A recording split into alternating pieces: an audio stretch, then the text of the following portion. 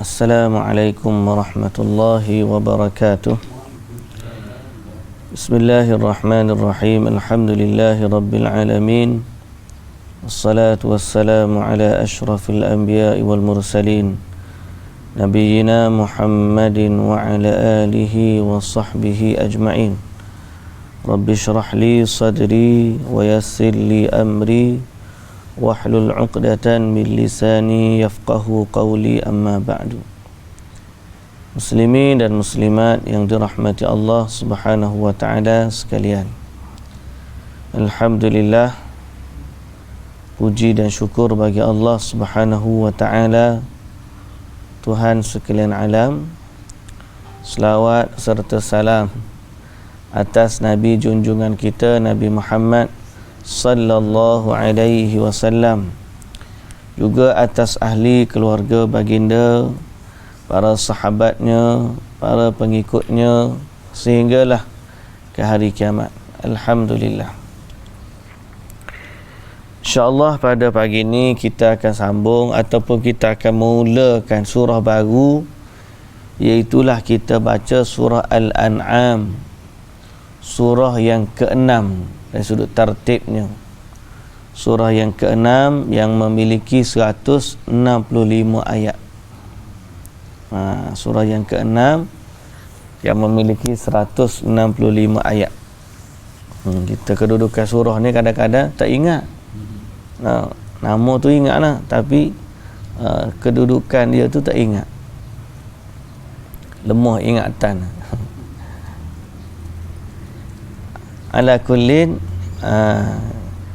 ini adalah salah satu daripada surah yang istimewa, yang mana kalau dirujuk pada tafsir, antara kelebihan surah ni, surah Al-An'am ni turunnya di Mekah,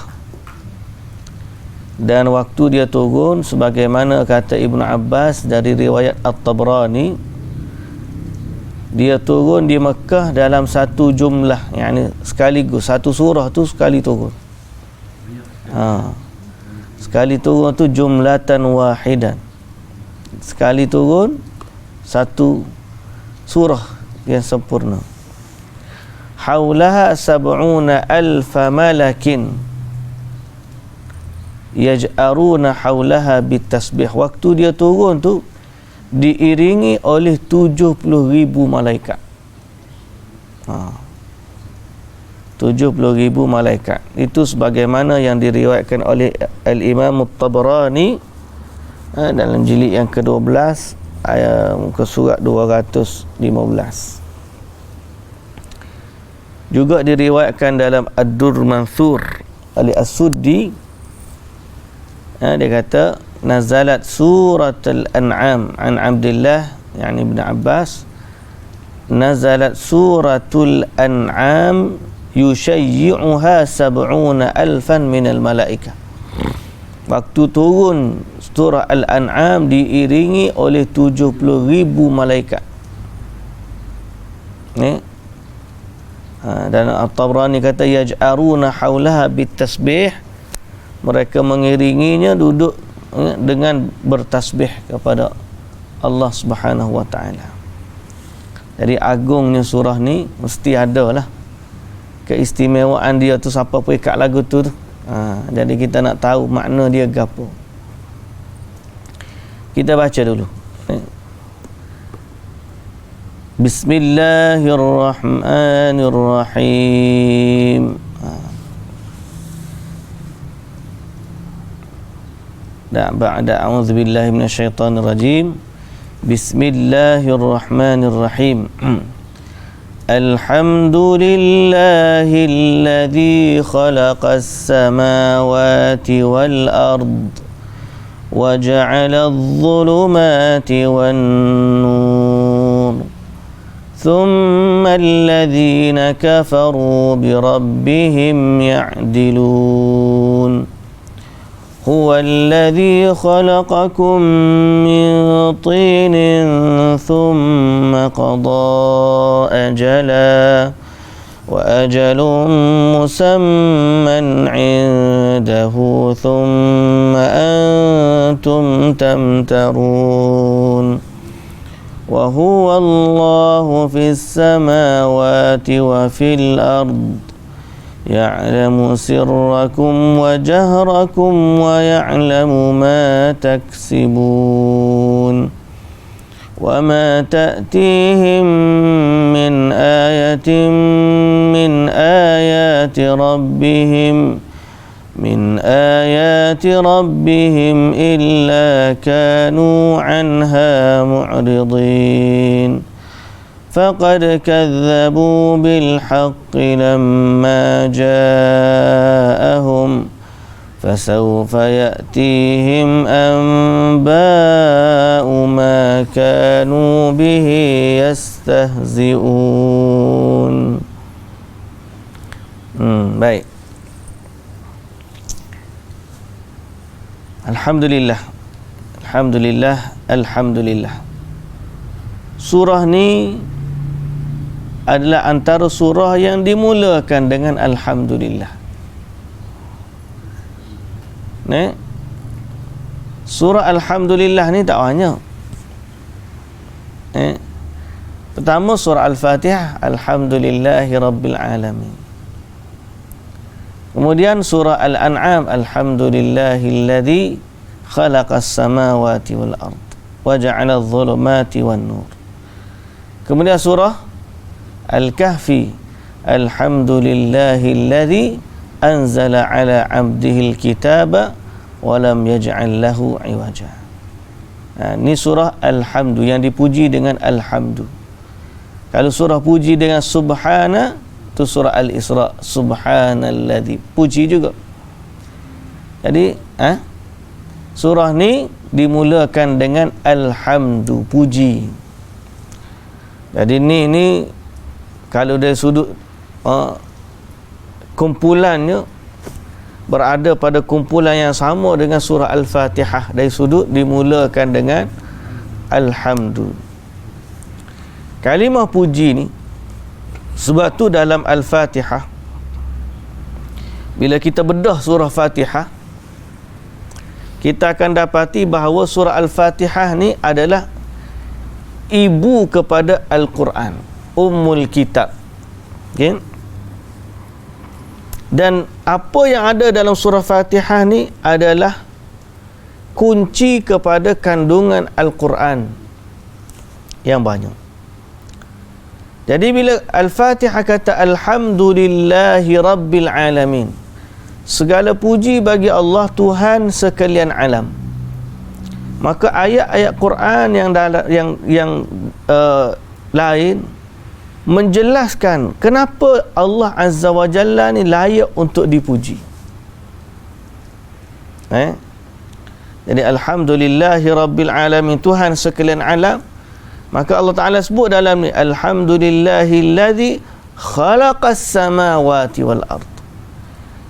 Layaklah dia puji sebagai Tuhan sekalian alam kerana dialah yang menciptakan langit dan bumi. Bukan sekadar itu, wa ja'ala adh-dhulumati wan nur, dan dialah yang menjadikan gelapnya dan cahaya, gelap dan terang. Jadi kalau kita kata Alhamdulillah, sebab apa kita nak kena kata Alhamdulillah? Sebab Allah yang ciptakan langit dan bumi, Allah yang cipta kita, Allah yang turunkan wahyu kepada Nabi sallallahu alaihi wasallam, dan Allah jadikan sekalian makhluk ni, Allah muliakan kita di atas sekalian makhluk yang Allah Ta'ala jadikan. Allah bagi pula kepada kita hidayah untuk kita ni menyembah dia dengan cara yang dia redai, dan macam-macam lagi nikmat yang bila kita nak kata Alhamdulillah tak padan dan tak cukup untuk kita katakan. Puji Allah ni, sebagaimana yang saya sebut baru ni, sebanyak mana kita nak puji, maka tak layak untuk kita sebut melainkan dengan jumlah yang paling banyak kita boleh sebut. Tu pun tak padan lagi. Subhanallahi wa bihamdihi adada khalqihi, sebanyak bilangan ciptaannya Allah. Yang tu yang tahap kalau kita nak bagi like like pada Allah Ta'ala, alhamdulillah, pujilah, tak sama dengan like kita tu. Like dekat Facebook, like dekat IG, like dekat TikTok. Tu kita puji makhluk. Allah ni patutnya alhamdulillah tu lagi dahsyat daripada like. Tapi sebagaimana banyaknya manusia yang hebat dapat like, maka Allah patut lebih lagi. Sebanyak mana? Sebanyak jumlah makhluknya. Sebanyak bintang di langit, sebanyak batu yang ada di muka bumi, sebanyak titisan air yang menitis dari langit, sebanyak bilangan dedaun yang ada di muka bumi yang masih lagi menghijau di pohonnya, sebanyak bilangan daun yang telah gugur setelah daripada matinya, sebanyak bilangan semut yang ada di muka bumi, sebanyak bilangan ikan di lautan, sebanyak, Allahu Akbar, tak boleh nak sebut. Terlalu banyak nikmat yang Allah bagi dan terlalu besarnya hak Allah untuk dipuji, sehingga kita tak boleh puji Allah melainkan dengan pujian yang Allah puji dirinya sendiri. Jadi Allah yang Ta'ala kata alhamdulillahi rabbil alamin, dan Allah kata alhamdulillahilladzi khalaqas samawati wal arda wa ja'ala adh-dhulumati wan nur. Jadi kita sebagai hamba Allah ni, kita kena tahu bahawa ayat ini Allah ni memuji dirinya sendiri di atas ciptaannya langit dan bumi yang menjadi tempat kepada hamba-hambanya dan menjadi tempat kediaman untuk hamba-hambanya, dan menjadikan gelap dan terang juga untuk manfaat kepada hambanya dengan waktu malam dan juga siang. Fajama'a lafdhu dhulumat wa wahada lafdhu nur likaunihi ashraf.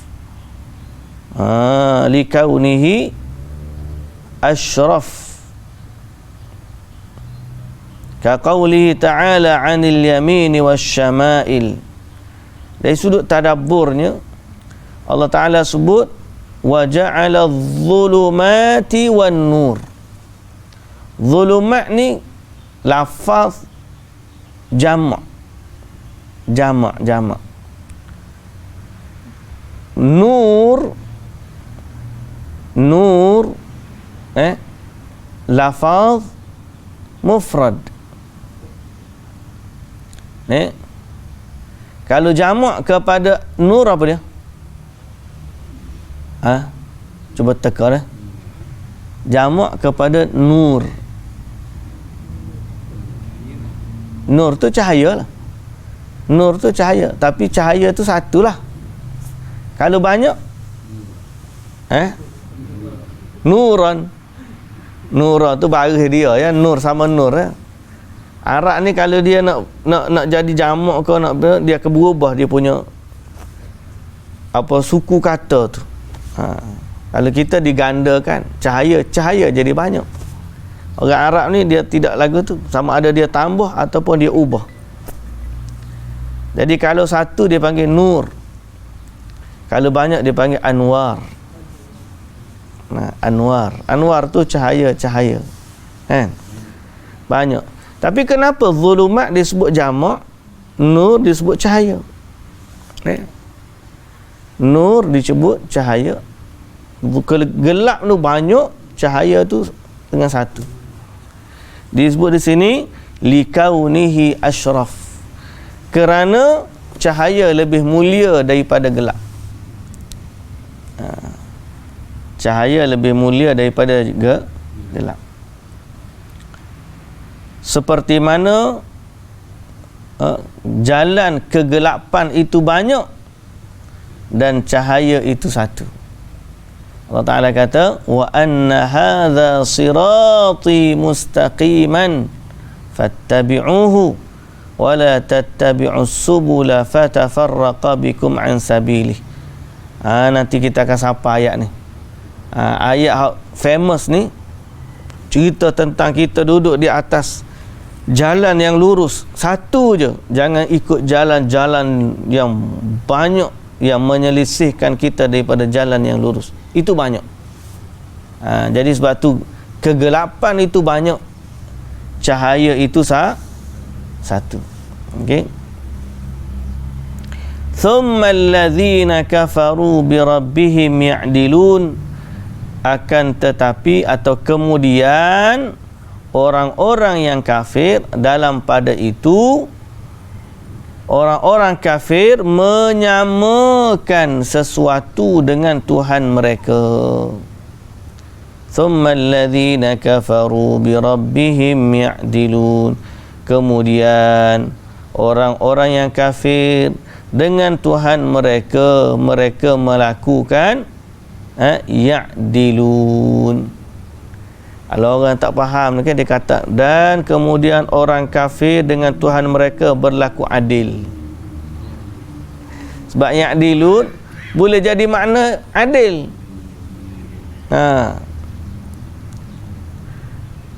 Ada ustaz tu saya dengar dia ngajar dulu. Saya pernah sebut dah. Sebab saya ni benda tulah yang sebutnya, kadang-kadang ulang benda sama sebagai kita kata apa, memperingatkan diri kita. Dan yang kedua, engkau tak ada modal lain, cerita modal sama lah. Tapi tak apa modal sama, jangan benda hak tak tahu mari mana kita reka biar jadi ada. Yang tu masalah. Orang ni kadang-kadang dia habis modal, dia reka cerita palsu, dia reka hadis palsu, pasal modal habis ada, tak payah lah. Cerita benda sama pun tak apa, sebagai peringatan kepada kita. Ada seorang tu dia baca hadis, "Lau kanatid dunya ta'dilu 'indallahi janaha ba'udah ma saqa kafiran minha syarbata ma'." Kalau sekiranya dunia ini ta'dilu di sisi Allah sebelah sayap nyamuk, okey, nescaya Allah tidak akan beri kepada orang kafir walau seteguk air. Ta'dilu di sini maknanya sama nilai dia di sisi Allah dengan sayap nyamuk. Kalau dunia ni sama nilai dia di sisi Allah dengan sayap nyamuk, sebelah sayap nyamuk, nescaya Allah tak akan bagi orang kafir minum walau seteguk air. Itu makna yang betul. Tapi bila ustaz ni baca lafaz tu, dia kata lau kanatid dunya ta'dilu indallah janaha ba'udah. Kalaulah dunia ni berlaku adil di sisi Allah dengan sayap nyamuk, sudah jauh lagi. Dia nak pukul pembayang dengan penyata tu. Pembayangnya, kalau dunia ni di sisi Allah sama nilai dengan sayap nyamuk, penyatanya ialah Allah tidak akan beri orang kafir minum walau seteguk air. Itu kenalah pantun dia tu, sajak dia tu kena.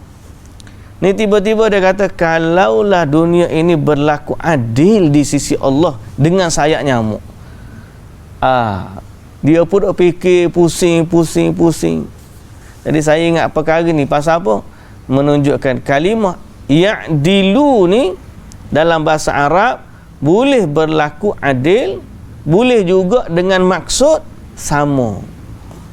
Adil dan saksama. Tambah lagi saksama.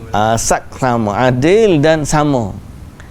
Jadi dalam ni thumma alladhina kafaru bi rabbihim ya'dilun, kemudian orang-orang yang kafir menyamakan dengan Tuhan mereka sesuatu yang lain. Itu maksud dia. Jadi ayat ni sebenarnya Allah mengingatkan kita tentang tauhid. Tauhid ke apa ni? Tauhid ar-rububiyah. Ar-rububiyah ni maksudnya tauhid tentang ketuhanan, kekuasaan dan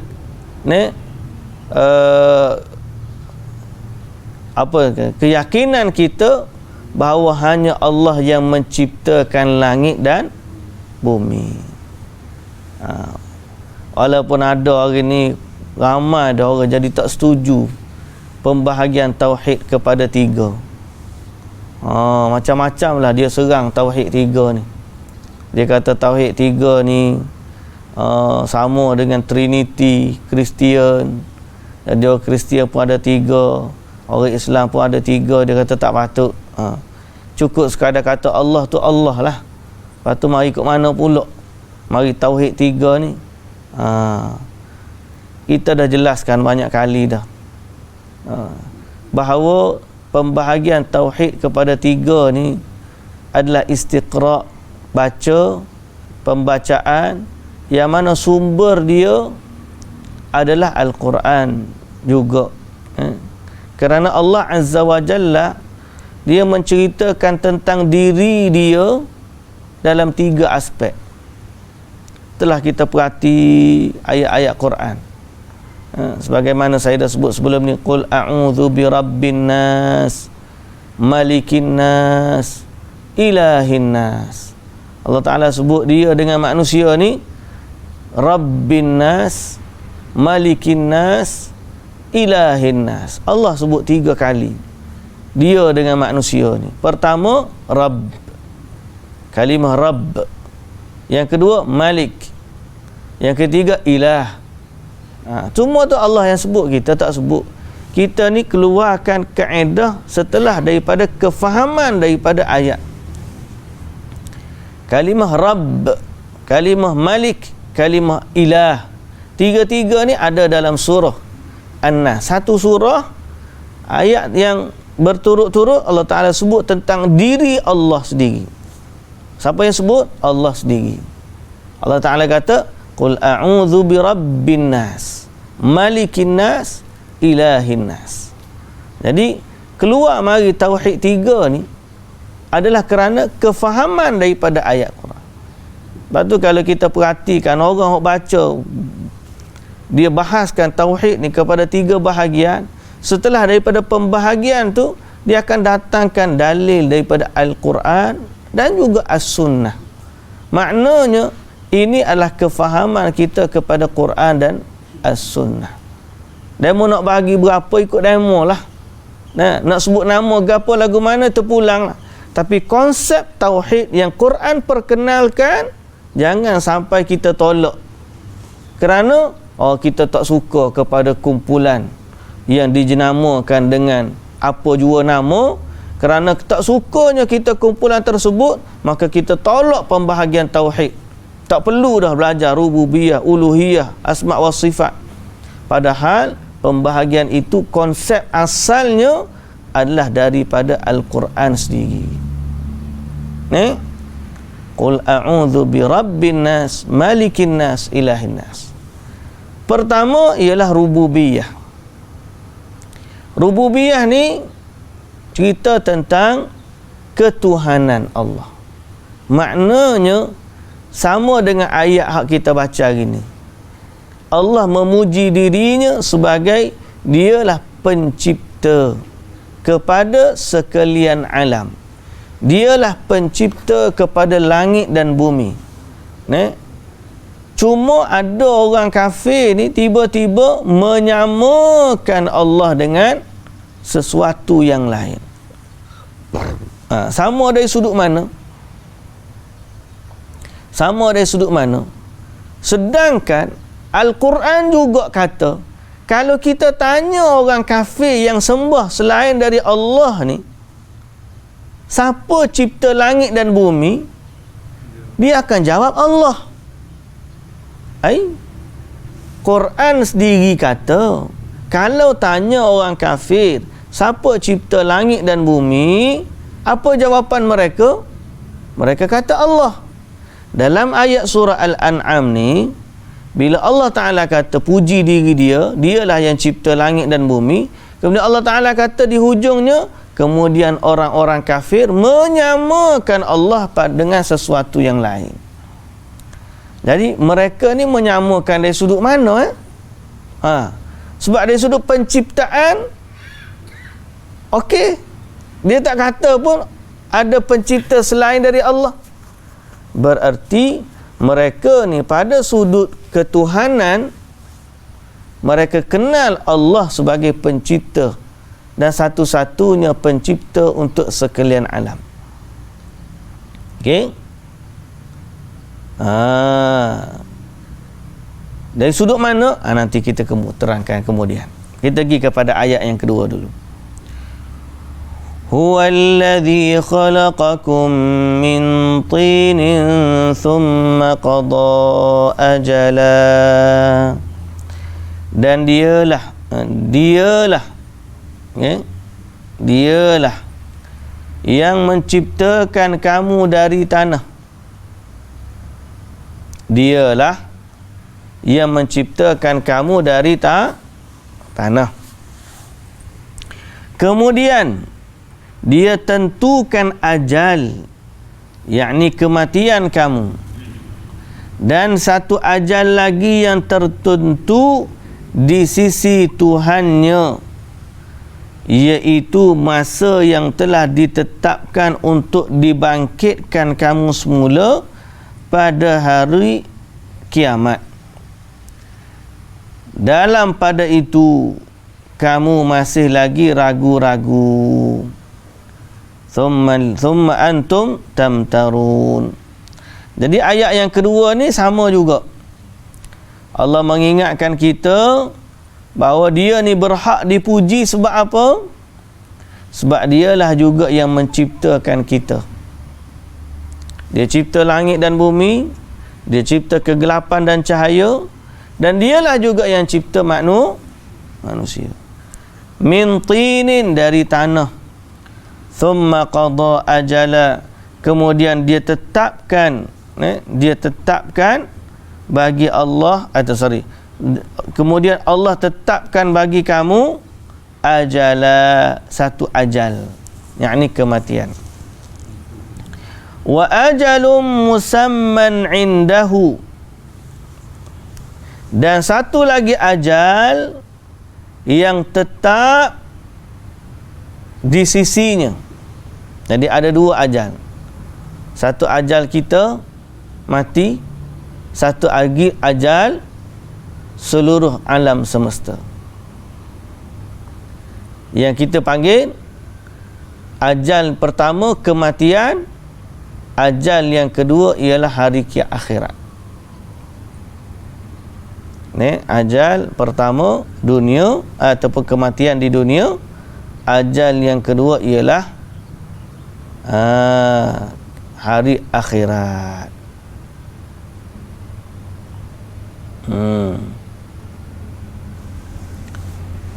Ya'labu thumma antum tamtarun, dalam pada itu kamu masih lagi ragu. Jadi yang pertama, manusia ni menyamakan Allah dengan sesuatu. Yang kedua, manusia juga ragu tentang hari kiamat. Lalu Allah Subhanahu wa taala kata, wa huwallahu fis samawati wa fil ard. Dialah Allah yang berhak disembah dan diakui kekuasaannya. Yang ni marilah tauhid yang kita maksudkan nombor dua tadi ialah uluhiyah. Allah menceritakan tentang dirinya sebagai Tuhan yang berhak disembah. Yang tadi Allah Ta'ala sebut tentang dirinya yang berkuasa menciptakan. Jadi berkuasa menciptakan tu kita panggil rububiyah. Kemudian Allah Ta'ala sebut dia tentang dirinya yang berhak disembah. Tu kita panggil tauhid uluhiyah. Jadi Allah Ta'ala mengingatkan kepada kita pada ayat yang ketiga tentang hak dia untuk disembah. Hak dia untuk disembah.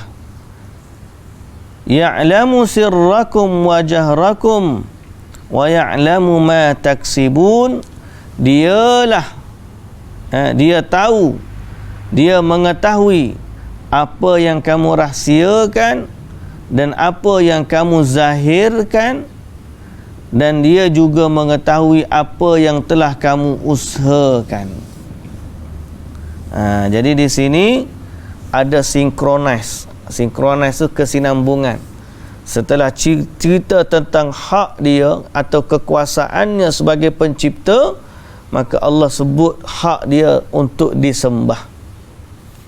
Yang ni ada synchronize antara tauhid rububiyah dan tauhid uluhiyah. Okay? Jadi orang tak faham, dia tak nampak macam ni pembahagian ni nak supaya jadi Kristian, tak sama, lain.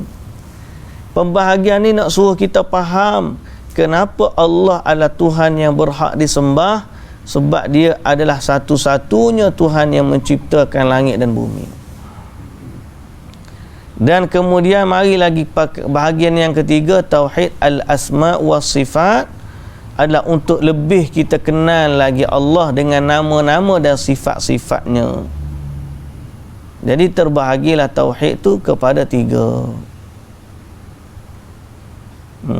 Hak tak puas hati tu ada sama dah. Tak puas hati ni sebab 2 ya. Pertama sebab tak faham. Sebab tak faham. Yang kedua, sebab adanya dalam hati kebencian kepada seseorang yang menyebabkan mereka menolak kebaikan yang datang ataupun kefahaman yang datang daripada kumpulan yang dia benci tersebut. Jadi tak faham. Padahal kalau kita dengar, mudah je faham, kan? Dan ini lebih mudah daripada kita dengar jenis sifat-sifat hak macam-macam detail dia dari sudut falsafahnya. Lawannya begini, asalnya begini, kelazimannya begini, macam-macam. Ada pula ta'alluq gini, panjang cerita dia, kita pun dengar. Tapi sebaliknya kalau kita faham pada berdasarkan Quran dan juga As-Sunnah, insya-Allah mudahlah untuk kita memahami ini. Kerana Allah lebih tahu apa yang hamba-hamba dia mudah untuk faham. Okay? Jadi bila kita dah kenal tu, kita pun sembahlah Allah. Ya'lamu sirrakum wa jahrakum wa ya'lamu ma taksibun, dan dia mengetahui apa yang kamu rahsiakan dan apa yang kamu zahirkan, dan dia juga mengetahui apa yang kamu usahakan. Apa yang kamu usahakan. Baik, perbahasan dia lagi, bila sebut Allah ni Tuhan di langit dan Tuhan di bumi, betul lah orang tu kata Allah ni ada di mana-mana. Kau lagu mana? Dialah Tuhan yang di langit dan dialah Tuhan yang di bumi. Maksudnya bukanlah keberadaan Allah, tetapi maknanya Allah itu Tuhan yang berhak disembah oleh penduduk langit, dan dialah yang Tuhan yang berhak disembah oleh penduduk bumi. Makna gitu Allah wa huwallahu fis samawati wa fil ard. Dialah Allah di langit dan di bumi. Bukan maknanya Allah tu duduk di bumi dan Allah juga duduk di langit. Makna dia Allah itu Tuhan yang berhak disembah oleh penduduk langit dan juga penduduk bumi. Wa huwallahu fis samawati wa fil ard. Adapun soal kedudukan Allah Azza wa Jalla, ayat tu kembali kepada ayat Quran yang lain.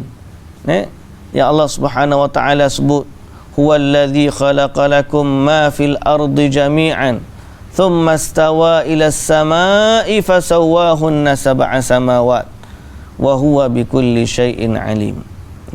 Dan ayat Ar-Rahmanu 'alal 'arsy istawa, ayat tu semua amintum man fis sama', ayat tu cerita bab lain.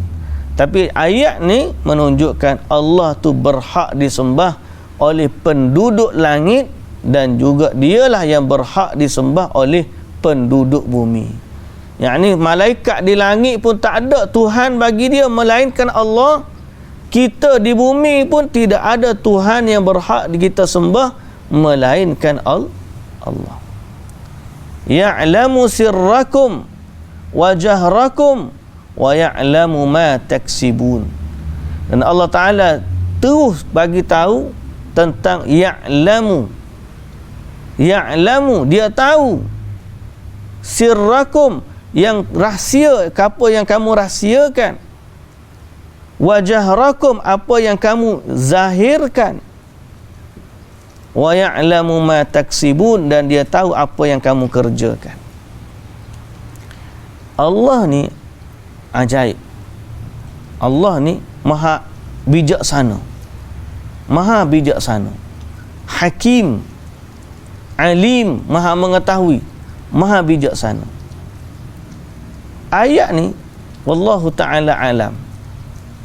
Ni apa sebab Allah Ta'ala sebut setelah wa huwallahu fis samawati wa fil ardi ya'lamu sirrakum wa jahrakum wa ya'lamu ma taksibun?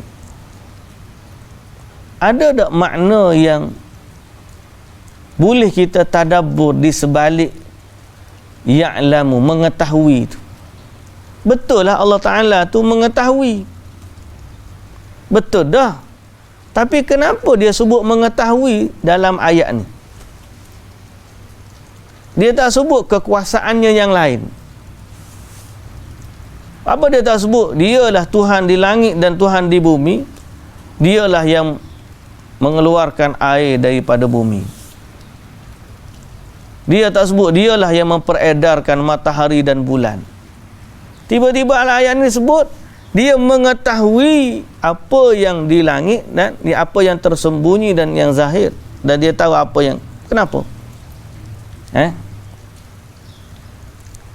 Ayat ni sama dengan ayat wa huwa ma'akum aynama kuntum. Ingat ada ayat wa huwa ma'akum aynama kuntum?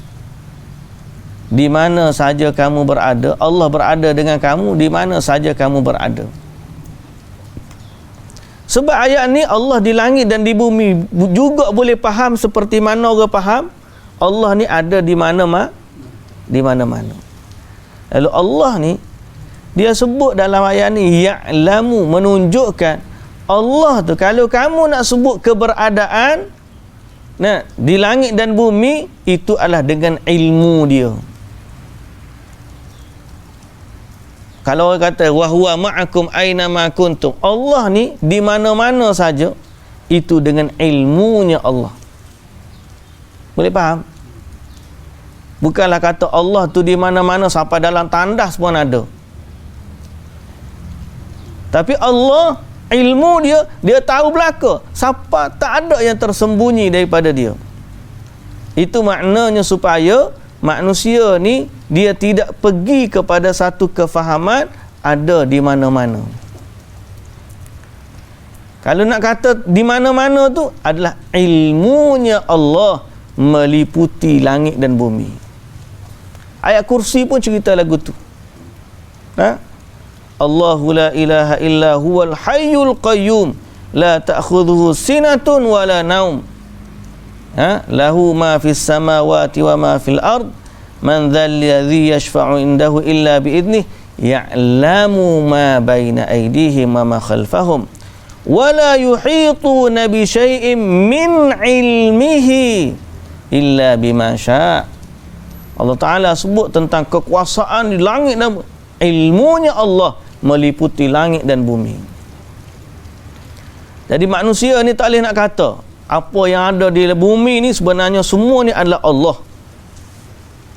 Kan ada orang kata, kita tengok ni sebenarnya kita ni surah sahaja, kita ni gambaran sahaja. Hakikat sebenarnya kita dan makhluk semua ni, hakikat kita sebenarnya adalah Allah.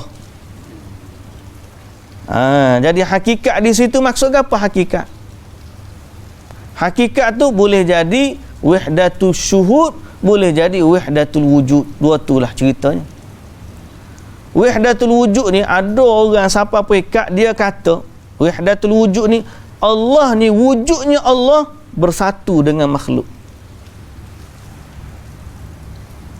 Boleh faham kalau kita? Bersatu dengan makhluknya, maknanya Kita ni, dalam kita pun ada Allah. Pokok tu, dalam pokok tu pun ada Allah. Tu memang tahap tidak tahap tinggi ilmu dia tu. Tahap kita kata tahap pening dah tu. Allah ni kalau kita perhati dalam Quran, bila sebut tentang ihatah ni maknanya merangkuminya kekuasaan dia ataupun serta langit dan bumi. Allah Ta'ala akan sebut ilmu.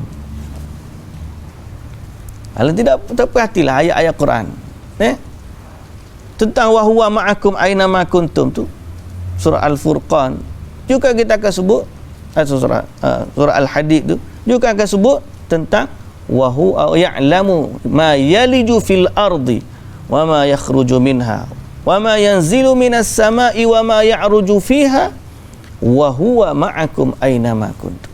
Dia tahu apa yang ada di langit, dia tahu apa yang ada di bumi. Lalu Allah Ta'ala sebut dia sentiasa wa huwa ma'akum aina ma kuntum. Jadi dalam ayat ni sama juga, supaya manusia tak fikir wa huwallahu fis samawati wa fil ard. Allah tu di langit pun dia Tuhan, di bumi pun dia Tuhan. Bukan maknanya Allah tu ada di langit dan ada di bumi, tak. Tapi ilmunya Allah meliputi langit dan bumi. Boleh faham tak? Dan kembali kita faham, baca tadabbur ayat Quran, kita akan faham pada maksud tu. Tapi kalau duk main kita ni semangat saja, duk cerita tentang takkulan, pemikiran, kalam dan sebagainya, tak pergi kepada ayat-ayat Quran, maka kita akan mudah terpesong. Semoga Allah Azza wa Jalla memberikan kepada kita kefahaman yang benar tentang agama. Dan kefahaman yang benar itu bukan duduk pada kita, tetapi sebaliknya duduk pada Al-Quran.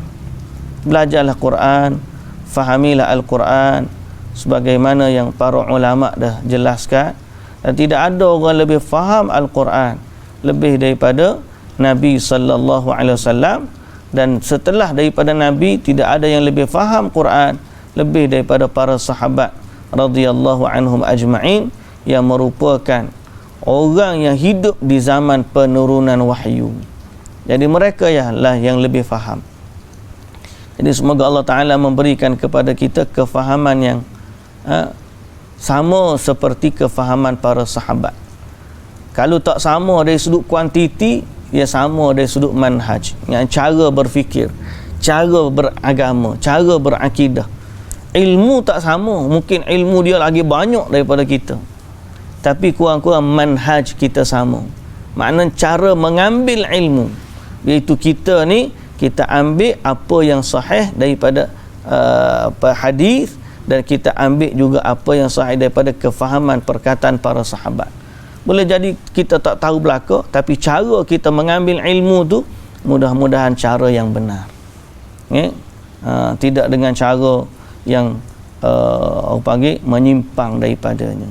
Sebab ada orang ambil Quran, dia faham dengan cara dia, dia baca terjemahan, baca, lalu dia kata dia faham Quran. Lepas tu kita tanya dia, ada tak orang lain kata macam tu? Dia kata tak ada, dialah pertama. Itu tak boleh. Baik, muslimin dan muslimat yang dirahmati Allah, jadi dari sudut manhajnya, kalau dari sudut Allah Azza wa Jalla ni, kita semua tahu bahawa ayat-ayat Quran yang lain merujuk kepada Allah ni, Ar-Rahmanu 'alal 'arsy istawa. Siapa yang kata? Allah. Kita tak kata, kita baca ayat je. Jangan marahlah. Tak pasal, itu Allah Ta'ala kata. Kemudian perkataan istiwa ni bukan satu tempat, bukan dua tempat, banyak tempat. Thumma istawa ila as-sama'i fasawwahunna sab'a samawat wa huwa bikulli syai'in 'alim. Baik. Lalu Allah Ta'ala kata, wa ma ta'tihim min ayatin min ayati rabbihim, dan tidak ada sesuatu keterangan yang sampai kepada mereka yang kafir dari keterangan Tuhan mereka, melainkan mereka selalu berpaling daripadanya. Itulah orang kafir ni, bila datang kepada mereka ayat-ayat keterangan dari Allah, mereka senantiasa berpaling daripadanya. Tak nak dengar. Tak nak dengar. Faqad kadzabu bil haqqi lamma ja'ahum. Sesungguhnya mereka telah mendustakan kebenaran Al-Quran ketika dia sampai kepada mereka. Oleh itu akan datanglah kepada mereka berita yang membuktikan kebenaran apa yang mereka selalu ejek-ejek itu, iaitu mereka akan ditimpa bala bencana. Jadi mereka telah mendustakan ayat-ayat Allah, akan sampailah nanti kepada mereka apa yang diceritakan oleh Al-Quran yang mereka olok-olokkan itu. Itulah azab. Nantilah akan datang kepada mereka azab apa yang mereka perolokkan itu. Jadi adapun kita yang beriman kepada Allah, janganlah bersikap menolak ayat-ayat Allah. Jangan bersifat mendustakan ayat-ayat Allah. Sebaliknya, kita dengan ayat-ayat Allah ni kena tunduk dan patuh. Bila Allah Ta'ala kata sesuatu, kita kata sami'na wa ata'na. Dan kita tidak kita tidak mengingkari apa yang Allah Ta'ala sebut kerana kita tak faham atau kita tak nampak. Kita kata tak boleh lagu ni pasal kita tak faham lagu ni. Kita nak faham lagu lain, jadi kita ubah makna ayat Quran. Tak boleh. Sebaliknya, kita ni kena tunduk dan patuh. Apa yang Allah Ta'ala kata begitu, begitulah. Yang tak faham tu kita, kekurangan kita, bukan kekurangan ayat, kekurangan kita. Maka jangan sampai kita menolak Al-Quran, menolak ayat Quran disebabkan ketidakfahaman kita. Sebaliknya, kita kena beriman dengan Quran dan kita kata saya belum lagi faham, nanti kita belajar lagi supaya faham. Ataupun kita tahu, saya rasa ni tak betul. Apa kefahaman para sahabat berkaitan dengan ayat ini? Apa penjelasan Nabi SAW berkaitan dengan ayat ini? Itu manhaj. Maknanya cara kita mengambil kefahaman Al-Quran. Jangan kita dia kata saya ni tak perlu kepada ulama tafsir, saya baca sendiri je. Tuan-tuan yang dirahmati Allah, Quran ni memang kena ada yang menafsirkan. Kalau kita tak baca tafsir para ulama, sebenarnya kita bukan faham Quran sendiri tak, kita mentafsirkan Quran sendiri. Jadi seolah-olah kita letak kedudukan kita ni sama level dengan ulama tafsir. Tak boleh lah. Sama juga dengan orang yang menolak hadis. Baru ni kan kita ada cerita pasal ada orang yang kata tak nak, bukan dia, wallahu ta'ala alam lah, mungkin dia tu tak kata dia tolak hadis, cuma hujah dia tu adalah hujah golongan anti hadis, yang menyebabkan golongan anti hadis bergembira dengan ulasan-ulasan dia.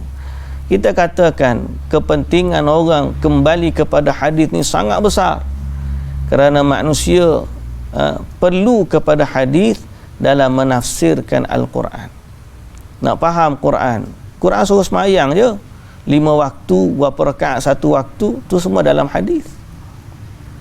Jadi itu kepentingan hadis Nabi sallallahu alaihi wasallam. Zakat, berapa nisab dia, berapa jenis harta zakat, berapa hak kena tak boleh jual beli dengan waktu yang bertangguh dan atau bertempuh. Semua tu datang penjelasannya dalam hadis. Jadi Quran ni perlu dikembalikan kepada cara sebenar untuk memahaminya. Hati-hati jangan sampai jadi seperti orang yang kafir. Yang kafir apa? Allah Ta'ala sebut, tiap kali datang ayat Quran dia berpaling daripadanya.